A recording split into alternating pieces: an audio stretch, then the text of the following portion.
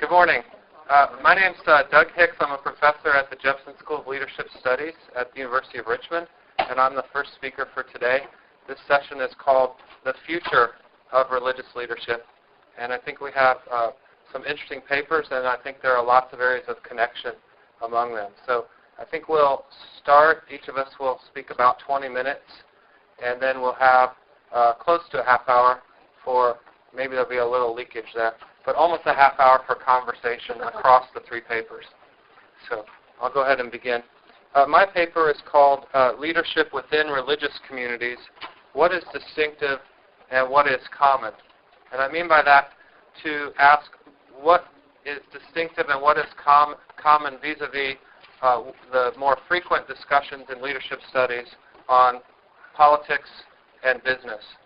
So much of the literature in leadership studies as it's developed has been on politics and on business, with some on nonprofit, but very little specifically within religious communities. There is a literature, popular and scholarly, within religious studies and within seminary education on leadership, but it's somewhat of a disparate field and a disconnected field from leadership studies. There have been a number of papers on religious leadership at this conference, and over the years more on spiritual leadership than religious leadership, so we see some connections. But one way of putting my question is, what can we learn from leadership studies for leadership within religious communities? Barbara Kellerman wrote a book a decade ago or so called Reinventing Leadership, Making the Connection Between Politics and Business, thinking about the management literature and the leadership literature as it looks at the political sphere. And in a way, I'm trying to extend, by analogy, that conversation to then see what those two spheres can help us to understand religious leadership, specifically leadership in religious contexts. So, of course, faith communities have long thought about religious leadership. It's part of sacred texts from the beginning of most major religious traditions. But even in the 20th century, there's been little sustained systemic analysis of leadership. There's an interesting discussion in formation of leaders in the Christian tradition, the Jewish tradition, and others on how you teach leadership, say in seminaries. And it's a challenge. I'm part of the Academy of Religious Leadership, a group of about 60 seminary divinity school professors and others trying to develop a field within theological education called leadership studies, but it hasn't been very systematic up till now. So how do we think about effective goal-oriented leadership in religious communities? So I want to take today three terms or concepts from leadership studies. That would be leader and follower roles, motivation, and vision, and use those as guiding principles to compare religious leadership to political and business leadership. And it's part of a wider project, and I'm really eager to get your ideas. This is the first part of what I hope will become a book project, and so I would love to think with you on this issue. So first, a note on the importance of context. It's by now an established tenet of leadership studies that context matters. But context has multiple layers and dimensions, as Brad Jackson and Eric Guthrie talked about yesterday in their presentation in this very room. And of course, they talk about space and place, so the fact that it's the very room matters, right? But there are lots of contextual factors: size of organization, the demographics of leaders and followers, place or space, the nature of the tasks at hand. Is it a crisis or an everyday leadership situation? How much control does the leader have, and so forth? But another way to talk about context is by sphere of society: business, politics, religion. So let me start by what makes a community religious. How is the religious sphere different from the political or business spheres? Is it a belief in a higher power? Well, possibly, but scholars, including myself, have worked on showing how political bodies and businesses too have higher values towards which they strive, often using religious or quasi-religious imagery. Is it that leaders have strong emotional or spiritual influence over followers? Well, Max Weber was the first of many to show that charisma is not just in the religious sphere, but also in the other spheres. Is it because religious leaders and followers are motivated not by self-interest, but other regarding interests? This is a very interesting question, but my bottom line on that is that human beings are motivated by altruistic motives and self-interested motives, regardless of sphere. But there may be distinctive aspects of the religious sphere. Is it that in religious leadership we talk transforming leadership and in the other context transactional? Well, no. Again, transforming leadership in Burns' conception comes out of the political sphere, language also in the business sphere. So what is it? Well, we're going to talk about that. Political leadership, of course, varies greatly from big government to local politics. Business leadership varies greatly from big business to mom-and-pop shops. And similarly, the term religious leadership refers to everything from local congregations to large national, even global networks and hierarchies. But even with these, and also the fact that there is every major religious tradition and most minor ones and lots of homegrown ones, even in the United States. The U.S. reflects the religious world. This complexifies the idea of talking about religious leadership at all. But I still think, even with those caveats of internal diversity, we can talk about the religious leadership as a sphere that's significantly different in certain emphases from the other two. So the first of the three major categories I want to talk about today, leader-follower roles. Just as in other spheres, religious leadership ranges from quite democratic structures to strong hierarchical or ordered structures, top-down. Egalitarian traditions tend to de-emphasize the need for the value of leaders. Just think of the Quaker tradition, where the Spirit speaks so hopefully through every member, and many polities in Quakerism have no leader. Others have a stronger view for some leadership, but always towards asking, how can we equip this or organize this such the Spirit can speak to individuals. At the other end of the spectrum, the leader is the center of the community, commanding respect, controlling nearly all aspects of communal life. So religious leadership in overall terms makes strong claims about authority. I want to talk about a number of sources of authority here that make religious leadership at least distinctive. The first, the ultimate claim to authority, is God. It's hard to trump claims to be inspired or mandated or sent by God. In fact, the only way to do that is to make other divine claims to divine authority. I mean, we can talk about that. But the stakes are high when the ultimate authority is appealed to as your source of authority. We could talk about the intersection here with political leadership in terms such as the divine right of kings or the mandate of heaven in Chinese traditions. But I'll stick with the religious context, especially with time being short. So its second source of authority, besides the divine itself, is the sacred text. Whether texts are believed to have been divinely inspired or the result of communities struggling to understand the divine over time, there's power in claiming authority of the text. In fact, claims to be acting consistently with the text is authority. Holding the actual text, think of the Ark of the Covenant, is a sign of authority. Who has access to the sacred text? Even literally, think of the Holy of Holies.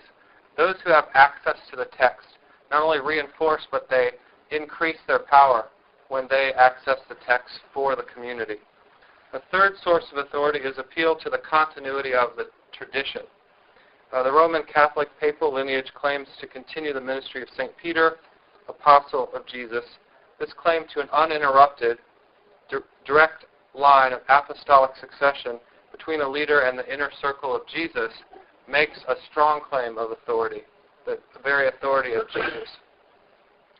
A final source of authority that I would develop is the notion of the charisms, or gifts of God for leadership.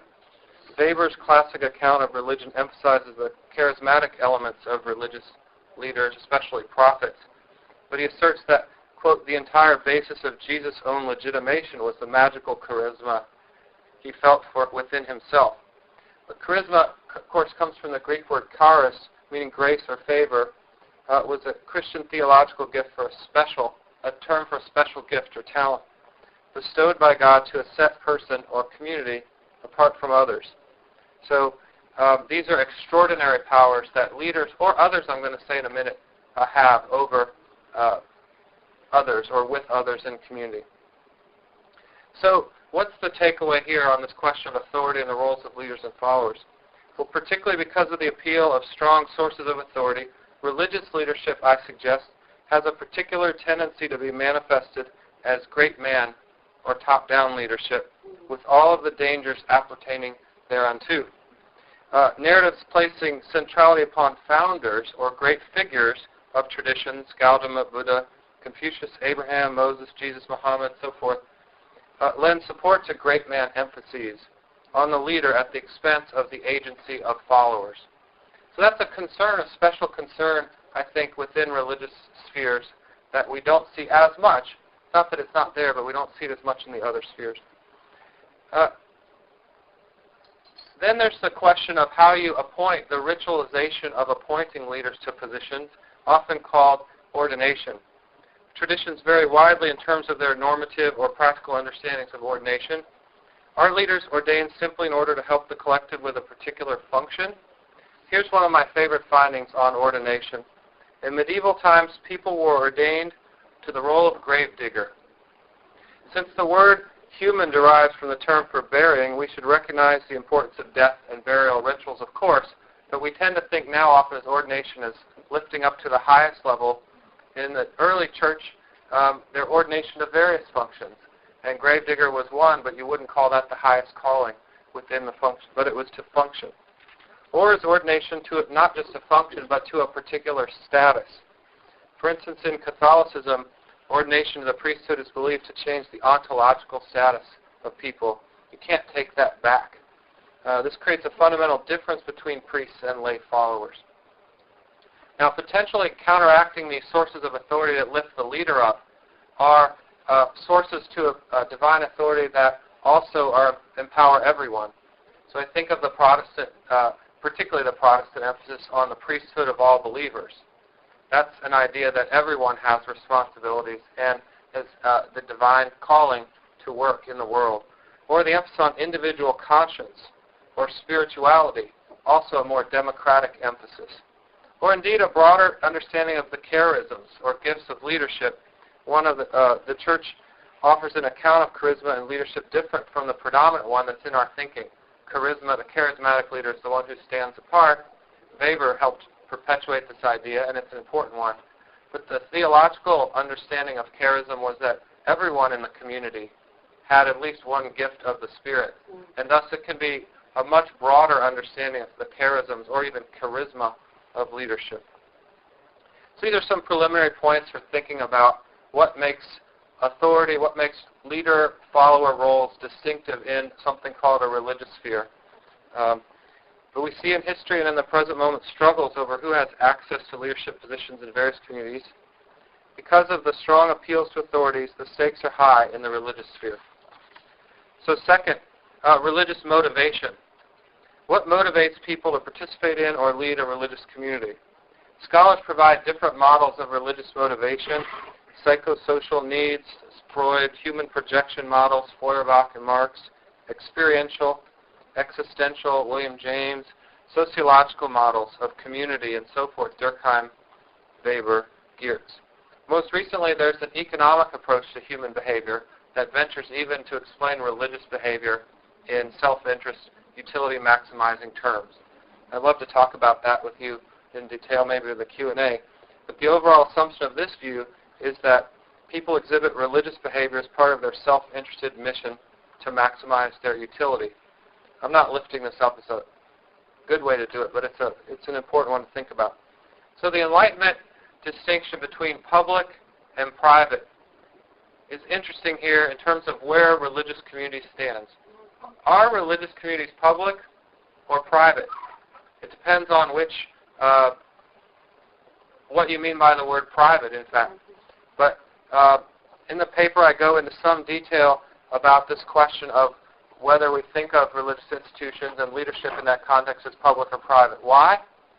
Because in this distinction, in the private domestic sphere, we think of people as motivated by altruistic motives. We share, we cooperate with those who are our closest loved ones, with our family. But when we enter the public sphere, whether it's politics or business, the models of homo economicus homo politicus take over, and self-interest is a valid, even a morally valid motivation. So what's at stake here? The question of are religious leaders self-interested or other-interested? What and how do we think about this? I've worked with the Pulpit and Pew Project through the Lilly Endowment and the Duke Divinity School, looking at interviewing clergy across America, a large survey, asking them about their satisfactions of ministry. And Jack Carroll's book, God's Potters, is a wonderful account of this research study through the Pulpit and Pew Project. But it turns out there's something called a halo effect for religious leaders. They're interviewed, they're asked about money, they're asked about their interests. And it turns out that religious leaders have problems talking about what you'd consider worldly goods or worldly motivations. And so and lay people are very good at saying, our pastor shouldn't care about money. He's a man or woman of the cloth, and we expect higher things. And yet these people are also wanting to feed their families, to provide, to be at least, if not comfortable, at least have their needs met. And so this distinction of public and private with religious communities asks, is it appropriate to think about self-interest in the religious sphere? Are leaders who are in religious communities more other-interested or more altruistic than leaders in politics or business? Surely we think about politicians who are supposed to be serving goods beyond themselves, the common good, and so forth. Even business leaders talk about, social responsibility and serving the good. So it can't be either or here. We have to have a refined understanding of human nature in every sphere that is both other-interested and self-interested. But I'm trying to suggest in the paper there are unique aspects of religious leadership that make it tough to talk about the morality of self-interest. People talk about it, but they call it things like sin or imperfection or incompleteness. But what is the appropriate role of self-interest and other interest in that sphere? So I talk a little bit about Reinhold Niebuhr and his public-private distinction. He wrote a book called, as you know, Moral Man and Immoral Society. He said later in life, if he had rewritten it, he would have called it Immoral Man and Even More Immoral Society. And even in his early work in a Detroit parish, he saw the self-interest and the politics of church, the church politics, if you will. Talked about the way Henry Ford exploited the people in his church, but he also saw the self-interest operations within the church as an institution. So the churches, of course, and other religious institutions are, of course, public, but not public in the broadest sense of political liberalism, where they hold different comprehensive visions and have to negotiate things. St. John Rawls' account of political liberalism. And, William James had earlier talked about distinguish saints from leaders. Saints as altruistically motivated, and leaders as much like James McGregor Burns talks about power wielders. And I think those distinctions need to be nuanced, because leaders in religious communities are saintly, but they're also leaders with power motivations and so forth. We need to be able to talk about those things carefully. So the notion of a high calling for religious leadership, coupled with the understanding of religious institutions as a sphere in which self-interest has an uneasy role, makes it's distinctive to talk about motivation in religious leadership as compared to politics and business. It's a matter of degrees, of course. It remains more customary to recognize the self-interest of leaders in business and politics than in religion. But we need to look especially at moral failures by leaders in all three spheres, and we should begin with a shared conception of human nature and the challenges of forming and leading institutions in all three. So then finally, let me talk a little bit about vision. Where there is no vision, the people perish. The author of Proverbs says, although I have a colleague, Ken McFadden, who's written on religious leadership, saying the better translation is, where there is no vision, the people flounder. Doesn't sound as poetic in the King James Version of the Bible, but you've got the notion of the people floundering without vision. So I see my time is short, so I'll just say this. Religious leadership has a particular challenge talking about vision because religious communities have huge visions. Visions not for themselves and their community, but for the entire world. What is the chief end of man? Asks the Westminster Shorter Catechism. Well, it's the chief end of man is to glorify God and enjoy Him forever. And I make a point that when institutions are motivated by such literally cosmological visions for the whole world, the whole universe, it's hard then to focus in on a specific vision in a specific community. And there's a challenge of, are we talking big vision, little vision? The Pulpit and Pew Project, again, showed that lay people in congregations across America rated the importance of leaders shaping the vision very low. They talked a lot about teaching the faith and worship as very important. That for me, those are things about the big vision. But in terms of shaping a vision for the congregation, they rated that very low. But those, surely the big vision and the little vision have to fit together. Ken McFadden writes that successful religious communities are those that integrate the narratives and values of the local congregation into the wider story, as hard as that is to do. So I talk a little bit about Michael Walzer's distinction between two religious visions, Exodus and Messianism. He writes a book called Exodus and Revolution, and his point is that you can take the same set of biblical narratives and draw very different conclusions. Messianism is what he calls absolute, epistemologically certain, unwilling for compromise, and thus rigid and perhaps leading to things like willingness to use violence because there's an unwillingness to budge, versus Exodus, which is more contingent, more practical, that 2 steps forward, 1 step back, murmurings, idol worship of the golden calf, and yet people struggle on towards some land of promise, as contested as that is as well. But leadership is required now, not just in some ancient time, to actually make that vision moral and effective in the present moment. Of course, we could talk about Lincoln and the 2 visions of slavery preached from northern and southern pulpits on the same Sundays, affecting or calling for the opposite conclusion, pro-slavery, anti-slavery. And Lincoln wrote, something. In great contest, each party claims to act in accordance with the will of God. Both may be, and one must be wrong. God cannot be for and against the same thing at the same time. And yet we see competing visions based on the same tradition. So how do we think about religious vision? Well, it's not easy. In some contexts, religious contexts, the word compromise sounds like a dirty word, as in we don't compromise on quality, as in we don't compromise on our beliefs. Whereas, compare that in other contexts, politics and business, compromise may have a neutral or even a positive valence. It's how you get things done. So I've written in my prior 2 books on this, one on workplace and one on religion and politics, that there are ways that religion need not be a conversation stopper. It, as Richard Rorty put it. There are ways religious visions, just like other visions, can get along and compromise in positive ways. Similarly, business and political views, ideological views, can be doctrinaire and uncompromising. So again, there's more similarity here perhaps than difference, or certainly there are both. Let me conclude. I've whipped through 3 concepts: leader, follower roles, motivation, and vision, as a way of imagining and hopefully thinking with you about how these key concepts in leadership studies are uniquely applied to religious leadership, leadership in religious communities. These are contingent conclusions. Leadership in religious communities is distinctive, with strong sources of authority, purposes that can inspire at its best, their best motivations from the better part of human nature, and the rich resources for framing powerful, compelling visions. But these qualities also bring dangers.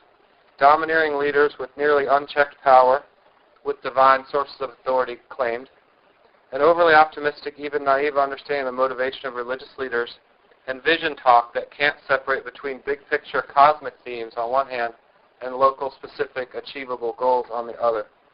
Ultimately, there are indeed lessons to be learned from the study of leadership in politics and business. They're also distinctive, but I think we need to remember first that in each of these 3 spheres, it's the same human beings who are leading. Thank you.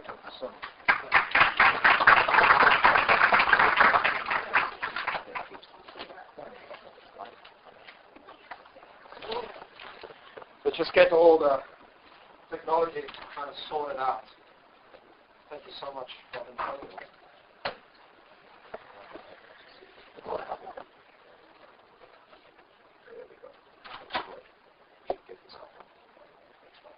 Well, let me start with an introduction.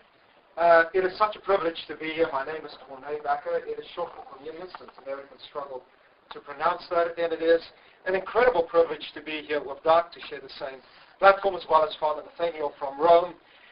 What I would like to do very quickly is chat to you a little bit about reframing some of our theories, approaches of religious leadership. And I don't know if one can do this in 20 minutes. We're certainly going to try to do that. And I've entitled this Reframing Max Waivers Theory. And there's some discussion whether this is actually a theory, or probably closer to a description of religious leadership for the 21st century. Excuse me. This is part of a larger body of work. There's a new book that came out actually yesterday by Dirk van Dierendonk. He's at the University of Erasmus University in Rotterdam, as well as Kathleen Patterson on servant leadership. And I wrote some portions of that, and that's actually based on that particular book chapter in that. Several things that I would like to do very quickly in these 20 minutes. Firstly, is speak to you for a few moments about the study of religious leadership. Actually, Doug said a whole bunch of things that I disagree with, so I don't have to say too much. I can just flip through that. Secondly, quickly just talk to you a little bit about Waivers' description. Of course, Waivers never finished his work on religious leadership. He was busy. I think he just kind of worked through Hinduism a little bit, Confucianism, and he was kind of finished with Judaism, and he was about to start with Christianity and Islam, and I think he died during that. I don't know what that says about the study. Secondly, I hope to reframe Waivers' theory or description as a possibility for us to use it within the 21st century. And then I would like to see if explore if there's a possibility to link a contemporary description of leadership, specifically Greenleaf's servant leadership theory, that's been developed. It's certainly a theory that's been used quite a fair bit within religious communities.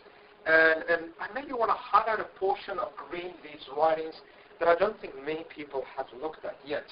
And then speak for a few moments about the challenge of the 21st century. How do we do this? It is, of course, surprising with the relative increase in scholarly focus on the phenomena of leadership to see how leadership scholars in modernity have largely ignored the topic of religious leadership. And certainly, I think Doug made a really good case for that. There has been little advance in theoretical perspectives in the processes of religious leadership in the 20th century beyond the pioneering sociological studies of Waugh. Waivers, of course, that date is not the date on which Waivers, of course, wrote it, but that is kind of the textbook, that particular edition that has framed most of our understanding of that. But it seemed that at the turn of the century and the accompanying turn to spirituality have produced a focused return to the scholarly study of religious leadership. There's a marvelous work by Friedman and McClement recently, Streams from Paradise, that I think have made this case. And there seems to be a few comparative efforts to find common philosophical and ethical foundations for leadership within the tenets of world religions. McClement, that I'm going to speak about in a few moments, studied 5 of the world's largest religions and see if there were common ideas that would come out of that. Let's quickly run through Waivers' description or the theory of religious leadership. Of course, Waivers' original description of religious leadership identified 3 distinct kinds of religious leadership. And I do want to tell you that there are many religious communities that are not necessarily welcoming of these terms or comfortable with them.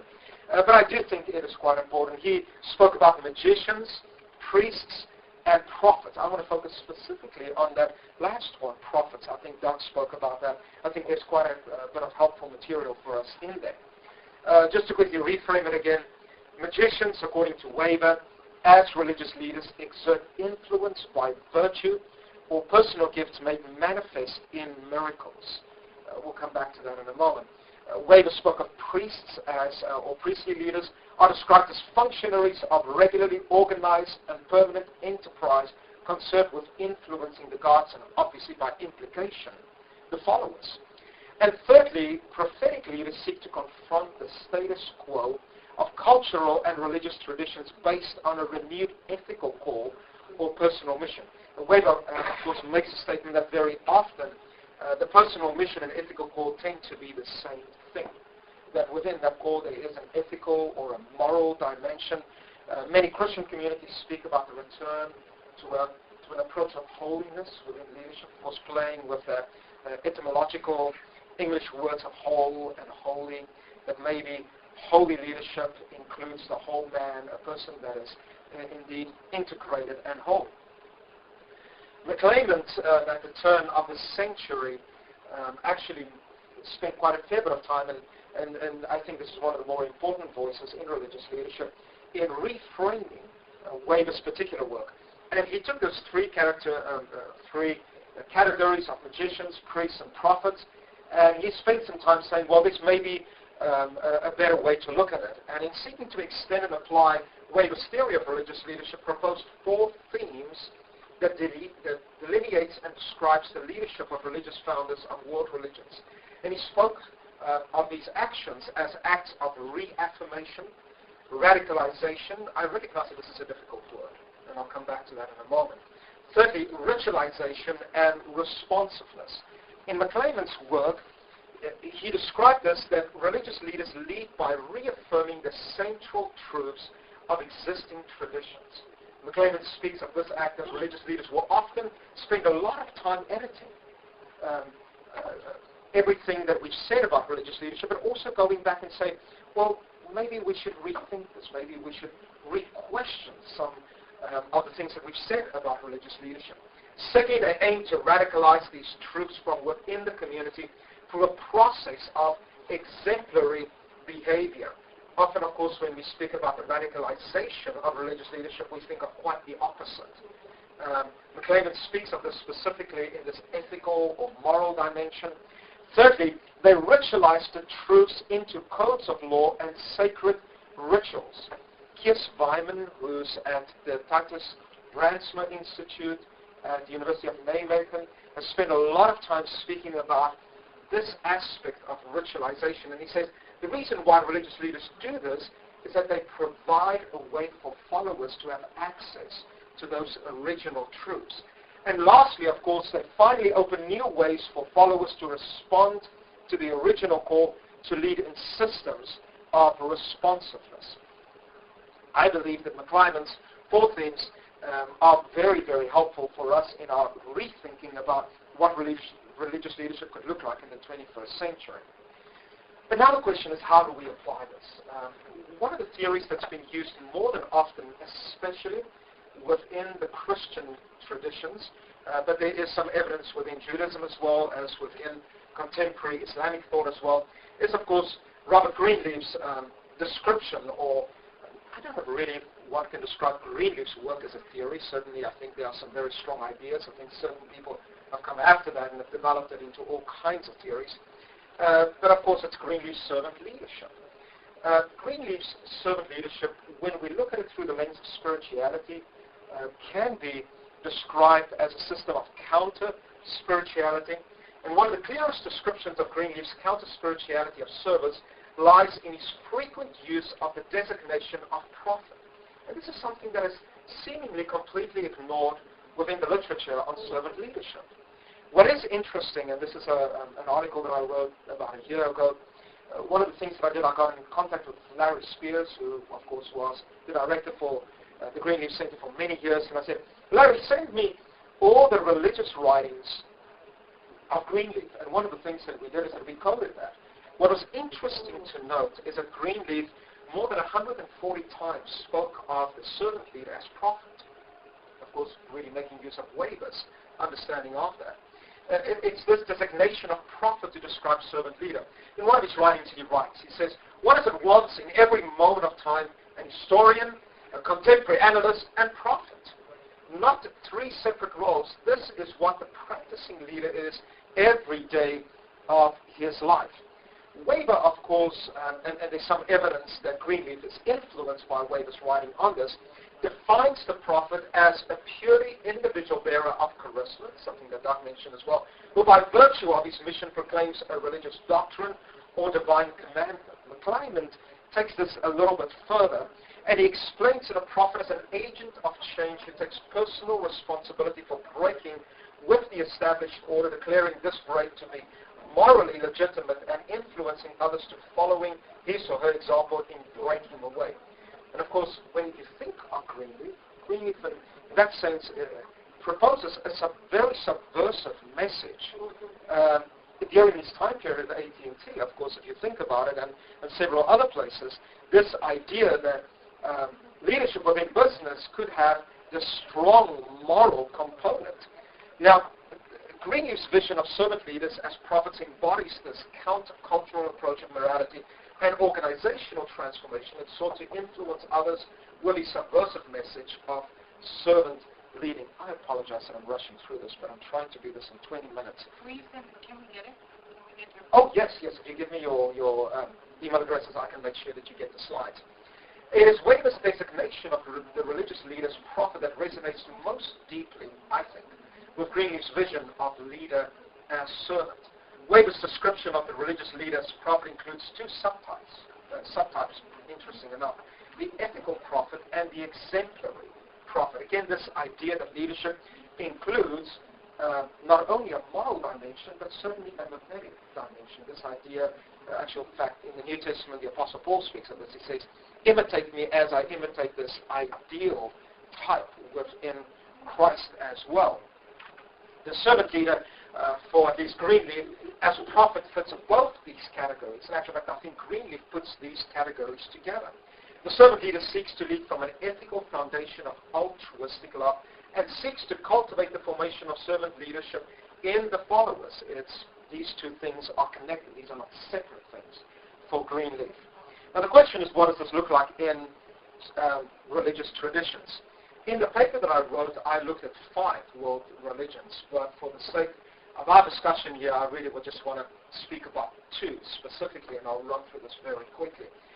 Could McClemon's 4 themes be applied to the leaders within religious traditions? In my work, I try to show that this seems to be true of all religious leaders, at least of those 5 world traditions, but specifically here Judaism and Christianity, 2 figures that I very quickly want to look at, and I recognize for the followers of these religions, whatever I'm going to say is going to be too little. We're going to rush through this really quickly. But Moses here specifically, and Jesus. And I want to use the lens of these 3 ideas: Waivers' prophet, McClemon's 4 themes, and specifically Greenleaf's ideas of service as leadership. Let me just see.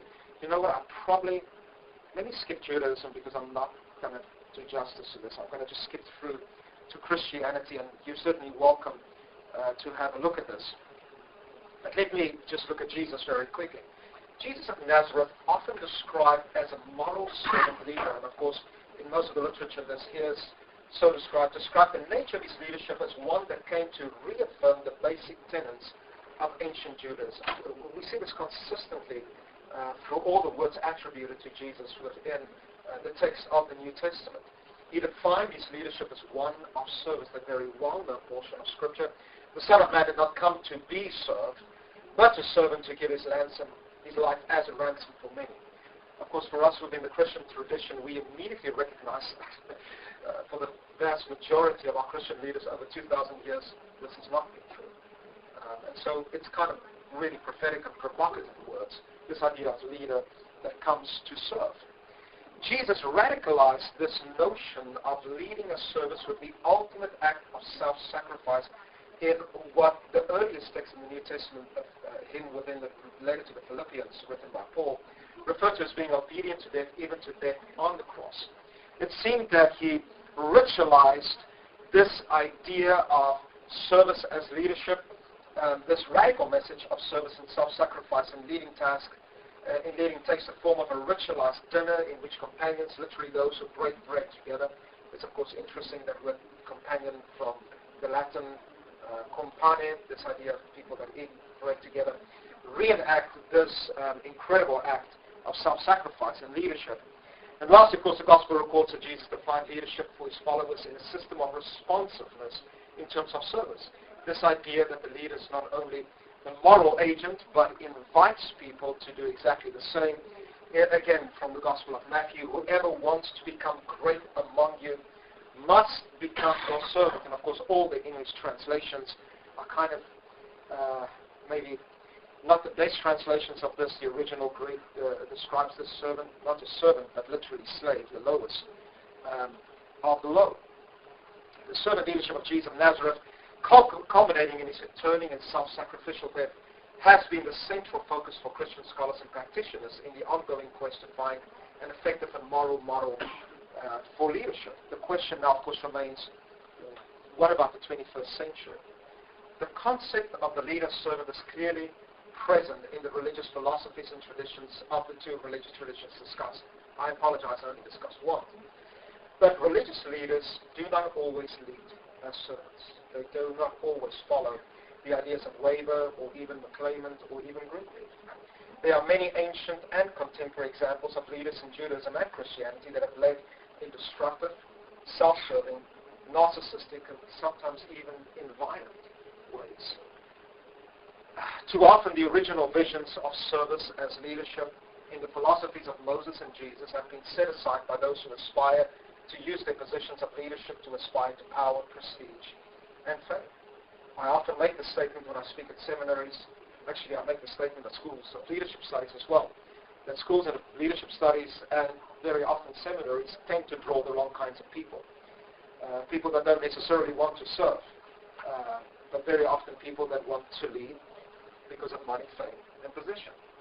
Servant leadership, and specifically I think maybe revisiting Waivers' ideas as well as McClement, has the capacity to remind the scores of believers in these religious traditions of the moral and transformative possibilities of leadership that is focused on the follower and is measured in the positive change in their lives. And in conclusion, in doing so, we as leaders, and especially those who lead in the name of religion, might once again remember the ancient wisdom that proclaims that love conquers all. It is my hope that if we reframe this, we might be able to go to the moral, ethical, mimetic kind of leadership that ultimately focuses on the servant.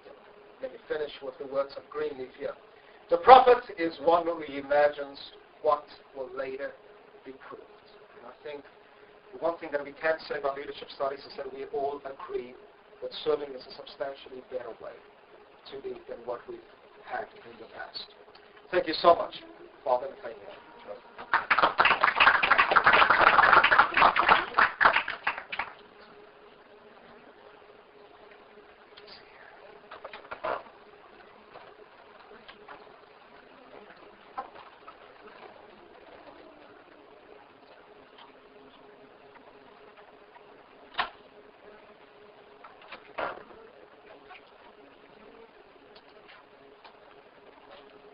Good morning. Good morning. It's hard to follow these two men, but I'd like to, I know you're all probably dying to ask questions, and we have a half hour, so I'm going to try to take 40 slides and put them into 15 minutes. So, I think we have till 12:15. We have till 12:15? Yeah. Do we? Okay, well, maybe 20 minutes. Well, real quick off the bat, because to be honest, I usually get two very basic questions, and so I'm just going to eliminate them from the Q&A at the end, so just in case you're curious. The first thing is, I don't work at the Vatican. Everyone at the conference is asking, do you work at the Vatican? So I put this picture in this morning just to show you this is my university where I run the leadership programs in Rome. It's not the Vatican, but it's not too far away. So, and the second question I usually get is, how did you get to college? Did you always want to be a priest? So I just want to tell you, I never wanted to be a priest. I was a successful businessman and engineer. I was about to found my own company. Never wanted to be a priest. But someone obviously had other plans. Here I am. So those are the two big Q&A. So, but this presentation is not about Rome. It's not about the priesthood. What it's about is about leadership, and specifically about one particular person and what we might glean, some ideas for ourselves and for the people that are entrusted to our care on leadership. And I must be honest, there was a quote that you both hit on, and Cornelia just put on the board there, the one about to be great, to be truly great, is to be a servant of others. And to be honest, this is my second conference at ILA, and in Prague and then out here. And my impression, and knowing that some of you have maybe all of the predominant of you here in this room may not be Christian and may not be Jewish. But I'll tell you, in ILA, what I found overwhelmingly, I think, is this attitude that Corny hit on there about the idea that all the young people or all the business people that we consult, that we train, what have you, as coaches, that we generally look at it as a service, as a legacy that we're leaving. We all believe we're doing a great deal, otherwise we wouldn't be here, right? So in that sense, I just want to say I'm personally very edified by being here. I come here as a brother, so to speak, and not so much as a teacher that's trying to tell you this is how we should do things. But I think maybe, as someone mentioned yesterday and asked me, does the church specifically have anything to say about leadership? Well, I think just like the church can learn from businessmen and businesswomen, political figures, etc., that obviously with 2,000 years, the Catholic Church may have something to say on the theme of leadership. And specifically, many people looked at John Paul II, all of you probably have seen him at least before he died, in TV, and was recorded as the greatest funeral in terms of numbers of people that ever watched his funeral. It was about 2 billion people. So obviously there's a sense, an interest. Obviously people were touched by that person's life. And I think Pope Benedict, I'll explain a little bit later why I chose to talk about Pope Benedict and what maybe we can glean from his time as Pope. I just want to lay out real quick a structure for you. And as someone recently asked, I will make this available. I've actually popped a lot of information on here, knowing that maybe some of you maybe never heard, never seen, never read anything from any Pope, maybe perhaps. So I just wanted to kind of give you a little bit of background, and so any of you that are interested, I'd be glad to send it to you. So these are the basic themes we go through. Touch on the challenges, the context. I made a good point about it's important to know the context. So I want to give you a quick context of where this presentation fits in, because there's a lot of things we could talk about we're not going to talk about. 3 specific examples. Essence of leadership, the role of hope, and integral human development, and the future of leadership. These specific themes, I'm going to touch on these just because, not because they're themes I want to talk about, but because of the 3 main writings the Pope has published worldwide in the Latin since he's become Pope are on these 3 themes. So this presentation is more to do a quick summary for everyone of what he's written and what he's talked about. But I'll pop a little thing in from his trip to London. He was just in London recently, as you might know, since we're all getting ready for London next year, right? To kind of pave the way for London a little bit. There's a few photos thrown in here as well. Let's see. Okay, challenges. Father, could we encourage you to maybe walk to the other side? Okay. Simply because it's the thing. You can encourage, exhort, motivate, and I'd be happy to. Is that better? Is that better? Yeah, thank you. Excellent. Okay. So we can talk about a lot of challenges. I know people here at the conference have talked about a lot of challenges we face as leaders. And certainly in today's world, even though it's a globalized world, we have more technology, we have more money, we have more medical care than we've ever had in history. There's certainly a lot of challenges. And I mean, all of us are young at heart in this room, right? We're all young at heart. But I can tell you among my contemporaries, I'm just cracking over the 30 barrier, I must be honest, but I still feel 18, is, of our contemporaries, of my generation at least, there's never been high rates of suicide, depression, anxiety. A lot of times we have personally, when I was in college, I didn't care a lip for religion whatsoever, and I had the best grade. I was number 1 in my class. Me and my friends going through class, life, we had everything externally, but life was a wreck. And I just say that about young people in general. There's a real search in the world today that's beyond just having things. The clothes, the nice car, etc. Young people are looking for it and are disillusioned, and I think the suicide rate itself speaks volumes. So the question is, how can we address this as leaders? Because we have people in our hands. And as someone said, I think it was yesterday we were at a conference, I think it was Gus Gustafson from Benedict University. He mentioned it very quite pointedly. We talked about his personal mission statement as a leadership trainer and said, what a responsibility each one of us has. That part of our legacy is to train the future generations of leaders. And what a beautiful thing to do. But at the same time, what a responsibility. So, just simply raising these kind of typical questions. Well, what do we think? What can we do as leaders? What should we do if there's anything we should do? And who can we look to for guidance? This presentation is not about saying the only one to look for guidance is Pope Benedict. But at the end of the day, all of us are learning. None of us has arrived as a leader. And all of us in our natural walk to become better leaders has looked to contagious. I've heard a lot here about Ron from Harvard. How many of us here at Harvard have looked to him, for example, on the theme of adaptive leadership and to grow learn from him, and some of us here are using his or teaching explicitly in our classes. Well, we all look to others to grow, become the men and women that we are today. So, the question is, is there anything maybe we can glean from Pope Benedict in his leadership? Okay. Now, context, as Doug mentioned, was so important. Context of this talk is, this is not a talk to talk about particular teachings of the church, not to explain doctrines, not to explain morality, not to explain any of that kind of stuff. I'm happy to answer a question outside, but I don't think that's the context of this talk or what we came here for. Personally, I want to see what he could tell us in terms of the change, in terms of the future, in terms of how we can keep growing as leaders. Okay. Now, I think it's very important, as we all know, when we speak as leaders, we make presumptions, and when we listen to other leaders speak, we know that they make presumptions. Sometimes they tell us explicitly, sometimes we have to sort of discern. All of us have probably had that experience here at this conference. I know I have. So I just want to explain quickly, succinctly, what presumptions, when you read the readings of Pope Benedict that we said we're going to explain, what are 3 things that he presumes? Okay? So again, not something that I want to go into depth and try to prove or justify right now to each one of you, but just to kind of give you a point. When he has his glasses on and he's writing, these are things he's presuming, at least in the 3 writings I'm talking about. One, the fact that he's saying that God exists. Okay? He's going to say that it's something that you can naturally discern, that reason recognizes that creation, the universe, can exist on its own.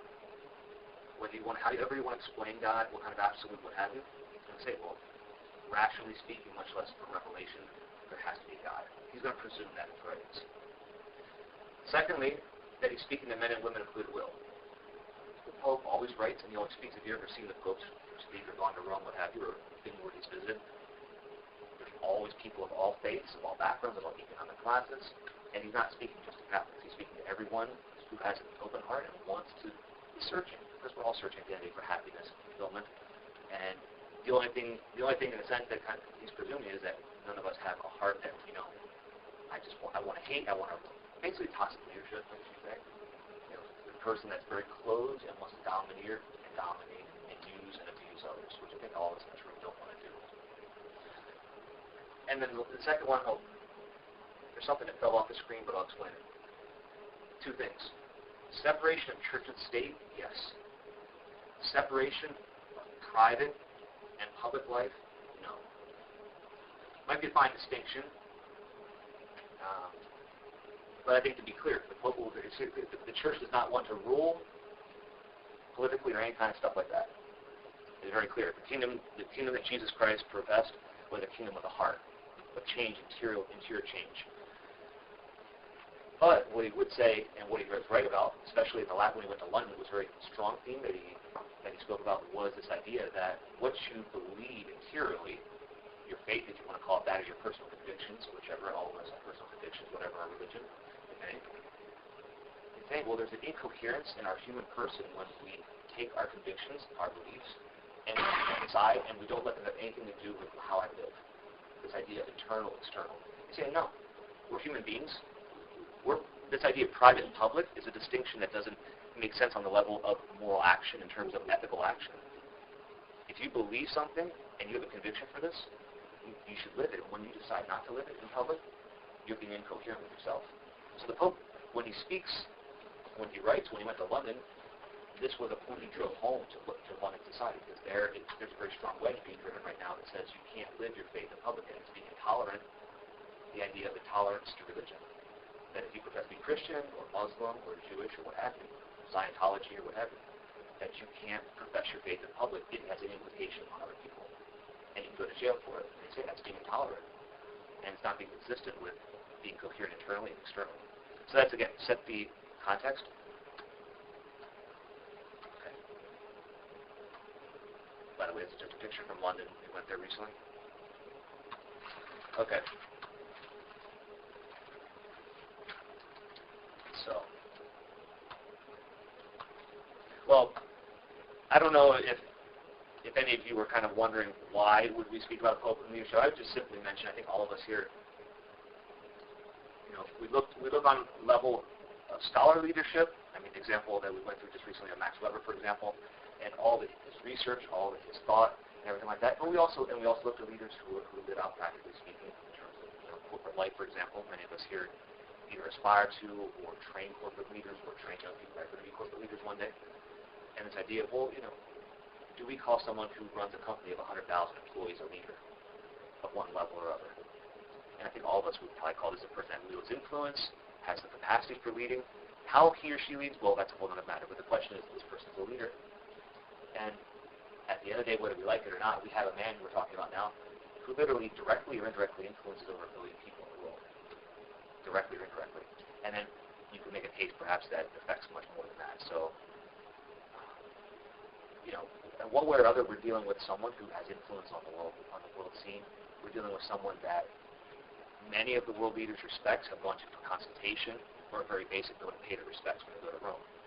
So just to acknowledge that we're dealing with someone, I think someone mentioned recently that there was a book published recently that mentioned that he's one of the top 6 recognized leaders in the world. So I think there's a general sense that we're dealing with someone who has influence and we can look to. I don't want to talk much about John Paul II, but just to mention why I chose Pope Benedict. And the main reason is that he's contemporary, and I think his first words as Pope can say something to us.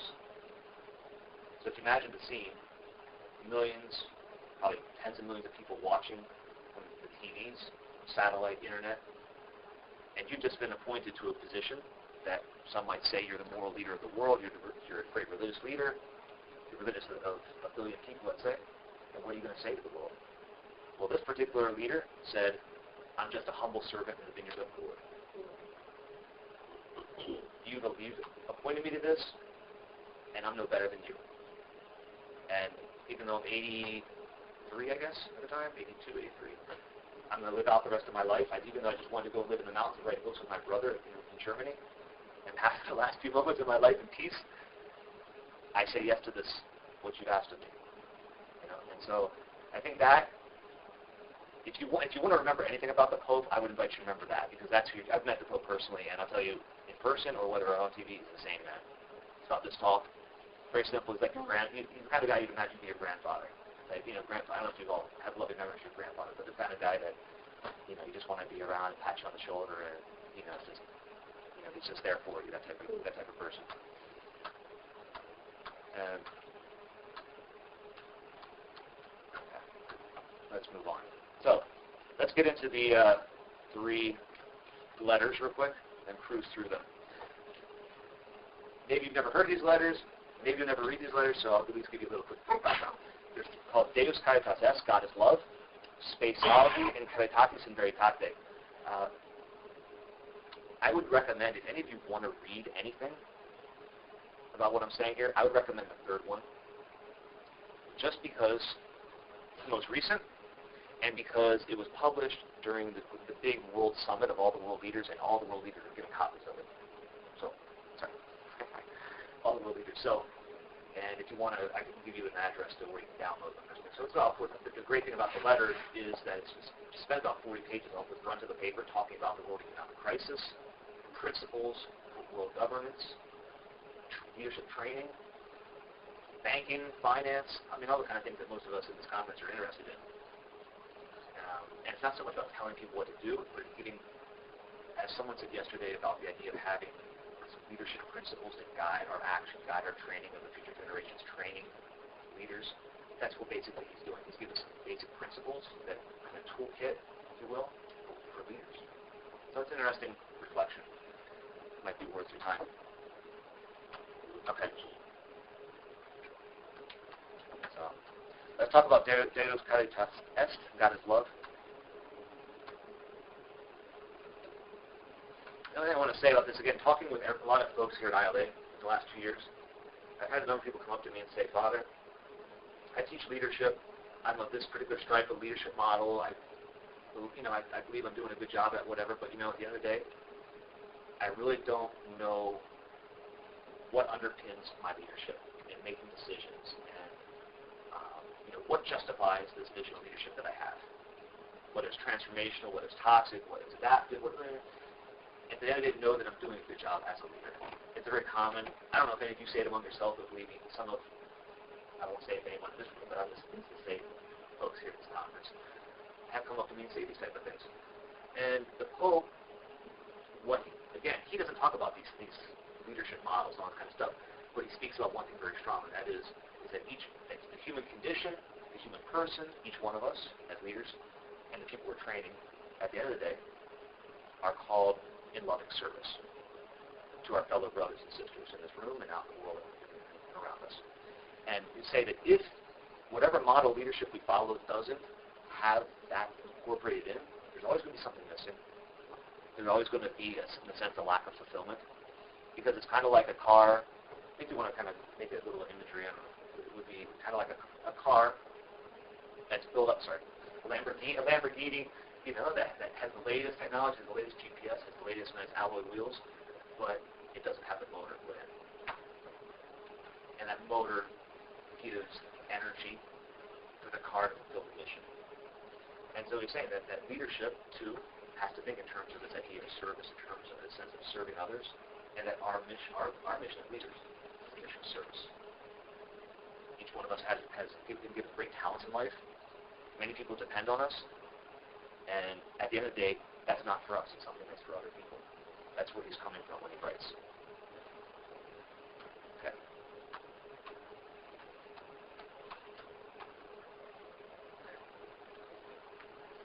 And lastly, what is love? What is service? Well, really what he's getting at in the letter, he's saying that basically love has three dimensions. That's not it. How many of you have ever been in love before, or are in love?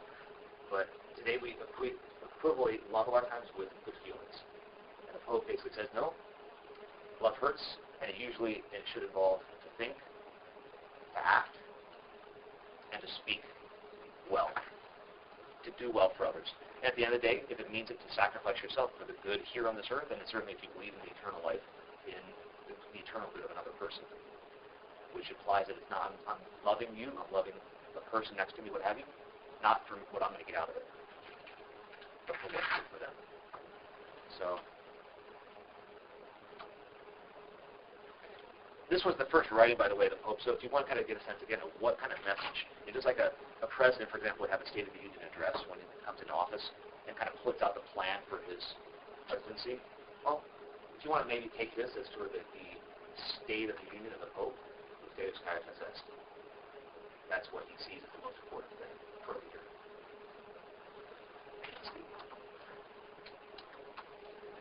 Spe Salvi. This is a pretty good point. I'm really just going to cruise, so I just want to give you a quick summary. Okay.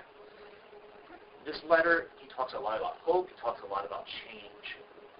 I know kind of touched on our theme of our conference of Leadership 2.0 and time for change, time for action.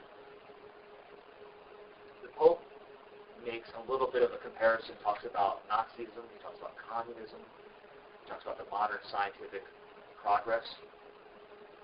And the central point he wants to stress is that human flourishing, human progress, is not true to the bone, so to speak. It is limited just to economic progress, just to scientific progress. And that leadership, the hope for the future, building a civilization of justice, of peace, of love, something like that. It's safe to assume most people would like to see now and for their kids or grandkids or future generations.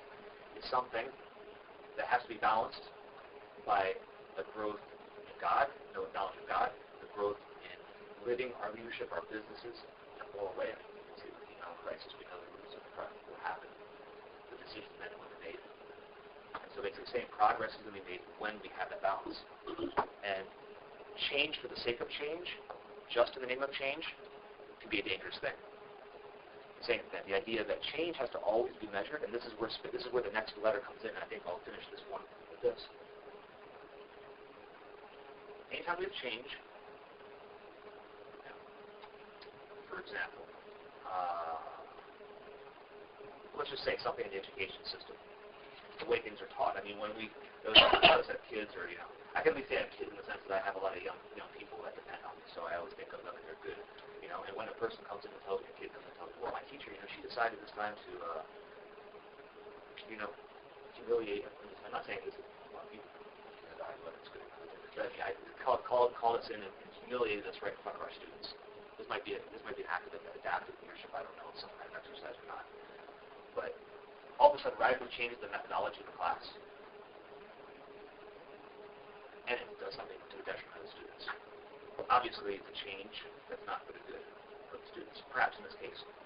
Well, the Pope in this letter basically is getting to the point of saying that, look, each one of us as leaders, whenever we talk about change, the measuring rod for that change, and what we're going to do in our businesses, or our personal lives, or what have you, people we're training, it has to always be for the good of the human person. That's this measuring stick that you use. What is for the good of the human person? Because government, education, healthcare, science is always at the service. It should be at the service of course, the good of each one of us, of our children, of our future generations. None of them are a runaway train that can be allowed to do whatever they want, because at the end of the day, they're all meant to be at our service. So that's the main point of Space Out. In the last 5 minutes, let's talk real quick about the last letter and maybe a few pointers for each one of us as leaders. Okay.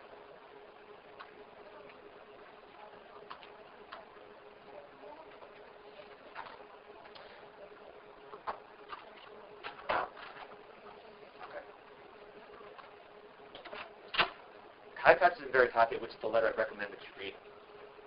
If you want to read something. In 1 minute, I'll summarize it. Very simple.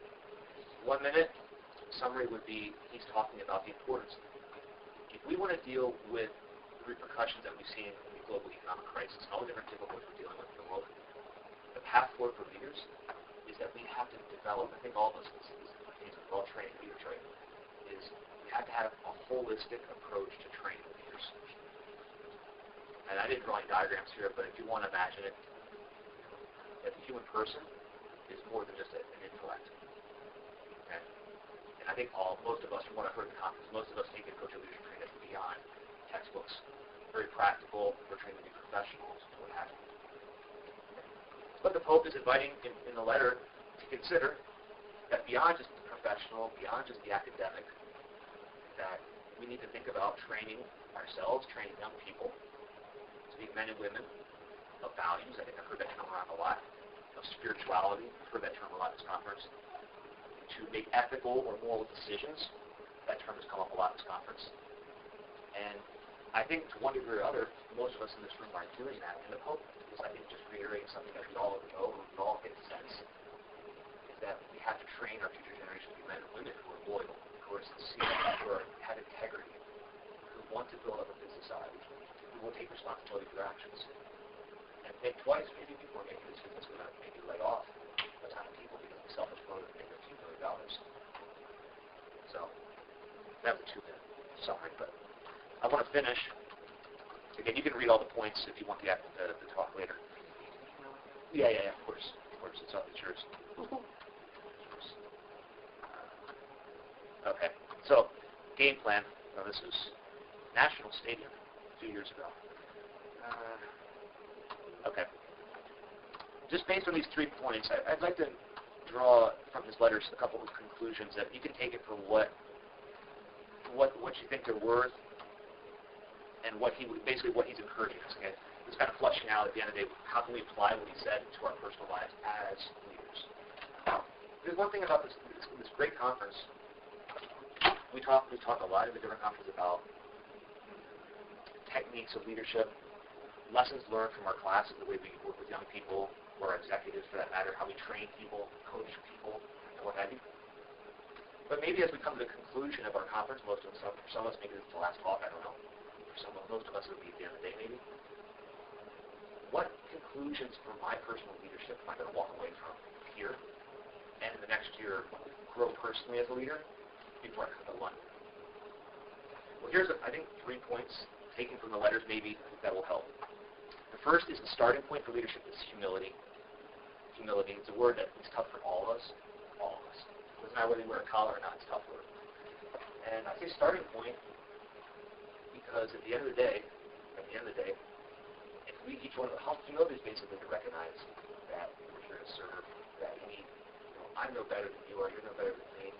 every person at my left or my right has equal dignity that I have, they have equal rights that I have, and I should respect them.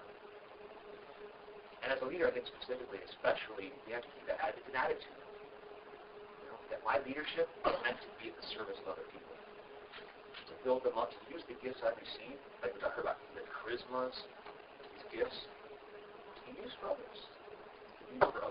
And for those of you who've read Jim Collins' book, Good to Great, this image of the level 5 leader has always been very stark in my mind. This idea of a man or woman at the pinnacle of their leadership ability who've run great companies in history have been men that scientifically, when they study the lives of these people, are men and women that exhibit the quality of tenacity and humility, who always speak about their team, who always speak about the men and women at their shoulder that made the success of the company possible. So a healthy dose of humility to ground them. Because if we have a solid foundation, we can build a huge building. Our leadership will grow and grow and grow and build others. Okay. What must I change? I would say a compass. Where'd it go? Get back here. Okay. A compass for the future of leadership could be, we could say, transformation of the heart. Transformation of the heart. Why? Because at the end of the day, to be a virtuous, a value-driven person, sincere, loyal, generous, just, self-mastery, all these different things, at the end of the day, it's a choice we each make.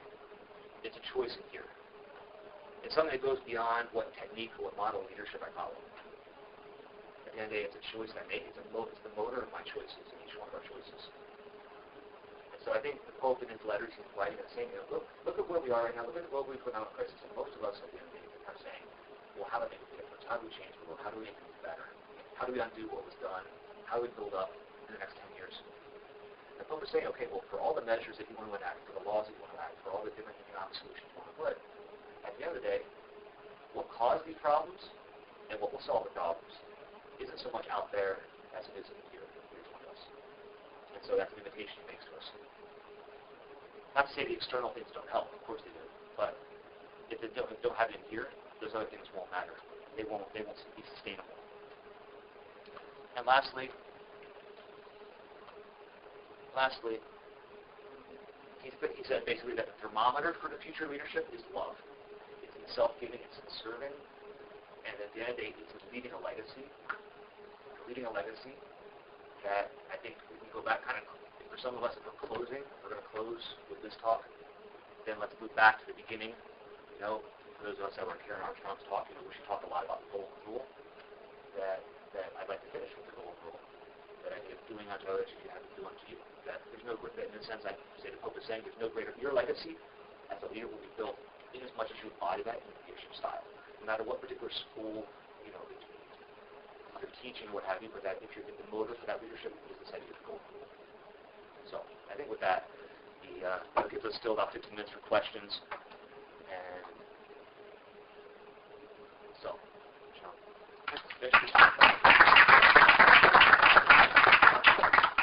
Question on that. Yeah. I have a comment and a question that I hope will help each of you move your projects forward. So I come from a theologically conservative background, and so specifically for that Orthodox view, especially in the United States, that has, to use your words, is distinctive in the sense of limiting the role of women in leadership. And that, to me, that's how we think about persons across business, politics, and religious leadership, because that is a distinctive that when you talk about compromise. One of the reasons I think that business and politics has had a healthier view of compromise is, for instance, needing to allow women and being forced by outside forces to do that. And I think that within the conservative theological tradition, there's still very little progress made in that. And I come from a very biblical feminist tradition that would reject kind of a secular feminist view.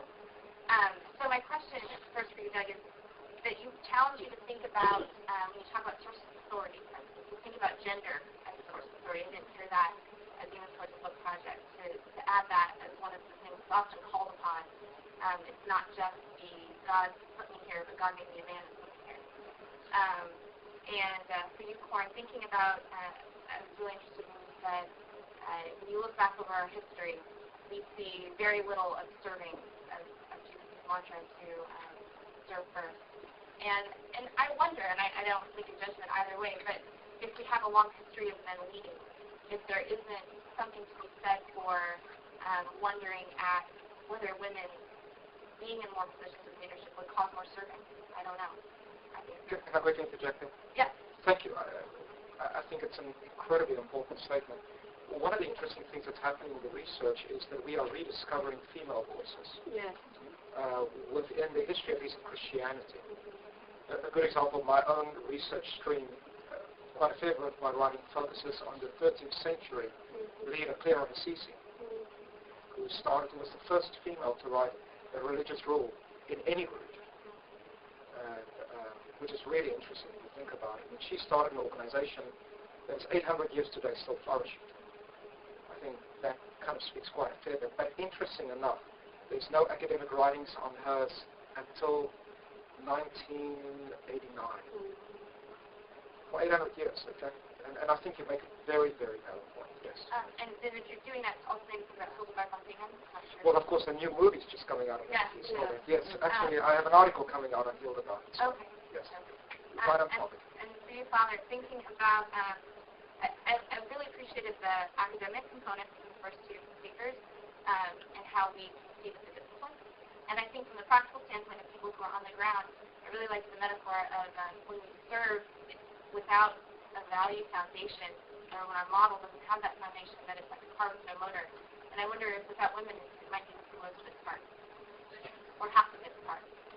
And that for that car to run well, maybe we need the care of both genders. And so I'll just make a quick comment. The point is very well taken. I think the framework I laid out is somewhat abstract. So would look at how this is a question of gender is also an ongoing theological fight within the tradition. And there are sources within biblical theological sources to say, it's a misreading of the tradition, especially in the current moment, to say only men can serve in leadership roles. But I also raised the question of this ontological view or the imitatio Christi view, which is we don't think this is, Jesus was a man and he embodies this. Well, there are ways to argue against that. Jesus was also a poor, middle-class Palestinian carpenter, but we don't use those as definitive. But there are conversations there to be had within the theological community, but also, in many ways, politics and business and even the military are ahead of certain concepts. There's lots to learn, and I think there's a conception that religious institutions are the moral sources, and they need to teach the world. But the world also has things to teach the church, and so that also gets at this multi-perspectival kind of approach. I really appreciate it. Well, should we? Could you just take your email, before you go any further, so we can contact you with the problem? Sure. Would it be safe to assume everyone would like a copy of all the presentations? Yeah. So maybe what we could have is maybe we just leave a sheet of paper at the front. Everyone can just print it, and that way we can do it. I'm going to pass the piece around. Maybe you can start it if you want that. Maybe a column of whether you want us to email it to you or not. We have your presence, but then also whether you want. What was your name? Joanna. Thank you for the point. I think it was very good, and we talked a long time about it. I think there's a lot of indicators, hopefully, that things are getting better. But like you pointed out, it's a long term, slowly. Because again, like I said, mindsets are slow to change, certainly. And personally, I've worked with and known a lot of women who are now getting very active in the church. And this particular book has shown a lot. It's shown little by little a lot of the impetus to get women at top positions that were formerly only held by clergy members. That's very positive. I'm going to Can I just suggest. interject something? I think that I think it's a sense of responsibility that I feel, and I've heard this conversation at the women's networking meeting too. It also behooves us women as scholars to write, present, publish, research, and to join the conversation in a very active, proactive way. It's a both and. I think it's a both and. But I would add that in any setting where a man speaks on gender issues, there's a powerful dynamic that happens. Yeah. When it's not a woman vouching for herself or a minority vouching for herself, but when especially white feedback. Let me suggest I saw 3 hands. Why don't we get 3 hands to make sure we get your perspectives out, and then maybe we could comment instead of each one. So you start. Kind of dovetails on the conversation, and your results are always virtue ethics that we need to bring out of leaders. And I'm doing a lot of work on that, virtue ethics being things like love, hope, and the holistic person. But it's extremely difficult to get quantitative research and to measure how we're doing if your goal is, I'm in higher education, to bring out these virtue ethics in students. How do we measure that we're doing that? And that's why publications like Leadership Quarterly won't take the research, because it's religious or moral or virtuous, and so how do you measure that? So if any of the 3 of you could help guide us, whether we're women or men, I don't think that's key. I think it's that we're, to get the religious studies upgraded and published, we have to learn how to do it at that excellent level. So if you can teach us, even today, but in your future talks, continue to remind us how to do this quantitative and qualitative research to get published to reach a larger audience than a small room like this. I think that's really important. How about you? I'd like to address this to you, Dr. You mentioned the basis of authority, divine, the text, apostolic succession, and the charisms. What about community? And I know that context impacts this in terms of governance structures and what have you, but many Protestant religious organizations, the governance structure puts the authority at the base in the people as opposed to within in terms of succession of leaders. And the community in those traditions carries an enormous amount of authority. How would you include that in that list of authoritative bases for religious leadership? Thank you. Let's hear from one more, and then we'll have some comments. No, that was a question. I just want to, how do you include that? I'll get to that. I want to hear your question. My concern here is, and I like all the presentations very much, and especially the last one, and I'll contextualize that a little bit. I've taught John Paul's encyclical on human work to my class in a public university. Had I asked the students, would you like to hear something from John Paul? And no. Yeah. And why? It's the perception that nothing good can come from some religious leaders. Why? Is because they have been inundated with media images of what comes from religious leaders, particularly the Pope. When John Paul visited Israel, I think the media was all on top of that. But any time he said anything, especially in Canada, so the situation is maybe in other parts, different in other parts of the world, the moment he spoke, the media panned into something else, right? So the words that are brought to the fore are seldom heard. And I've read this last encyclical that he spoke of, but the gems that are in there never see the light of day in the public realm. And so, I'm with you when you bring this to the fore. You talk about it in terms of leadership. I think that's a great and wonderful thing.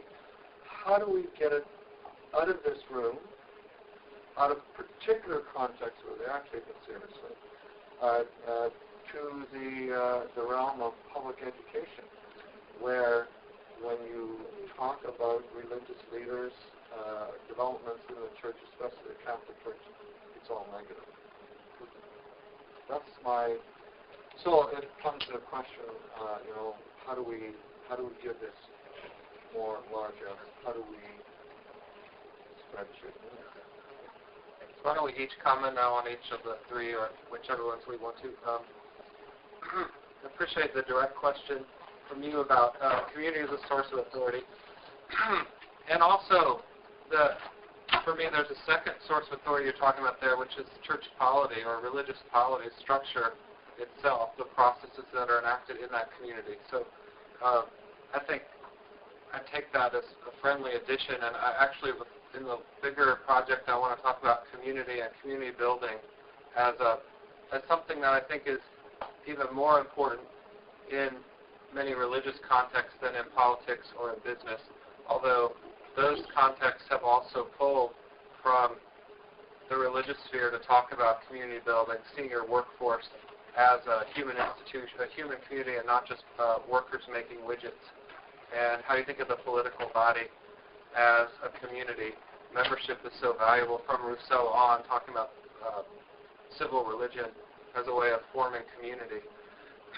I think they're both important sources of authority, and I mean, actually, there are probably lots of ways you can talk about community as authority through rituals that create community and maintain it. Who's defining those rituals and who leads those rituals and so forth. Community as fellow feeling or sentiment, all kinds of aspects of pastoral care and community building as a power, a source of power. But I want to talk to you more about that after, too. This goes to the virtue ethics part.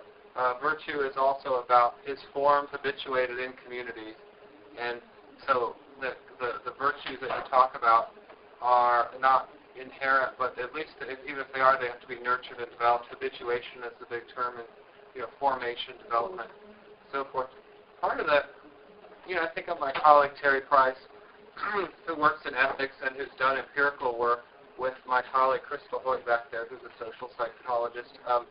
And I think there are rigorous ways to think quantitatively as well as qualitatively about, especially the descriptive parts, aspects of behavior that inform ethics. So I think there are ways to do it. I've done more work and am literate in economic sciences and think about how we can be rigorous with the social scientific study of religion. But I also want to say I think a lot of the measures of virtue and assessment tools for spirituality in particular are really tough to get a hold of.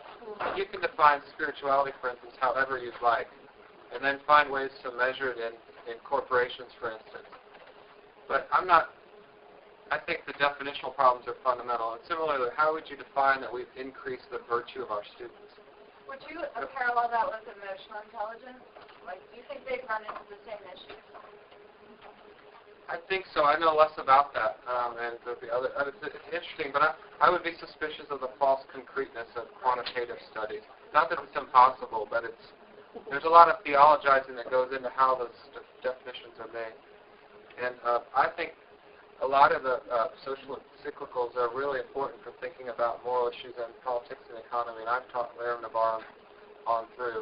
And so it's an interesting question. And you're right, there's a secular bias in some ways, but I don't think it's absolute. And they can be taught as important teachings without the theological presuppositions or proselytizing that many people fear. I think that's a false fear.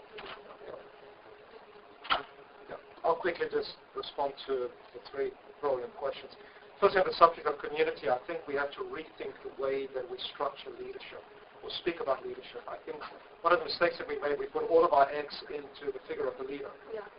And didn't spend enough time really speaking about community, context. Ultimately, this is not the study of leaders, but the study of leadership, which tends to be a little bit larger. So I think some of the theories will still need to kind of catch up with those ideas. When it comes to virtue ethics, that's a brilliant question. The quantitative side, we've had some interesting small breakthroughs in this particular area. I worked with one of our graduate students, Hazel Crofer, and Hazel did a marvelous study, a provocative study, in that she wanted to look at a measurement, putting together a measurement on discernment in organizational leadership. But we decided to go about it in a really interesting way. We did a long socio-rhetorical critical analysis of the book of Proverbs in looking at discernment, and we developed an instrument and then went out and tested it. And it's the first ever, I think, articles that have been accepted in the Journal of Organizational Change and Management. We have two articles. The one is an exegetical article, couldn't believe it, in my lifetime. And the second one is the actual quantitative study that came out of that, and both were accepted. I think two things need to happen. We need to make sure that if we do philosophical, humanities-based research for journals, that we do that in excellence. There's quite a fair bit of criticism that the journals in leadership that do publish humanities-based material has not done it as well as we could. Even the Leadership Quarterly, I think, has done the Leadership Quarterly has accepted 4 exegetical articles in their existence. I looked very carefully at that. So that's exciting. But I think we need to bridge that road, and I think for the ones that are trained in humanities, I'm currently adventuring myself in doing some quantitative work. It's very uncomfortable for somebody trained in theology, but it's necessary. That's what they want. Well, yes, I think we need to have all of that. I think we need to broaden the horizon of leadership studies a little bit to include qualitative, but also historical and theological and textual work. I do quite a fair bit of textual work, and we need to do it so well that they will accept it. Lastly, very quickly, and then Brother Nathaniel, getting used to it. Father Nathaniel ended with the statement of humility. I think one of the reasons why there's a bias against religious texts and religious voices, and I'm going to try to say this gently, is that very often we've not critiqued ourselves. Humility goes a long way. And I think the world is ready to hear if we are willing to stand up straight and say, we've made lots of mistakes, and make sure that we can be clear about that. But I do think there's an interest. I think it's tremendous importance that we do that. I think everyone is ready to go. We're going to put the list here if anyone wants the PowerPoints. And so, Thank you very much. Okay.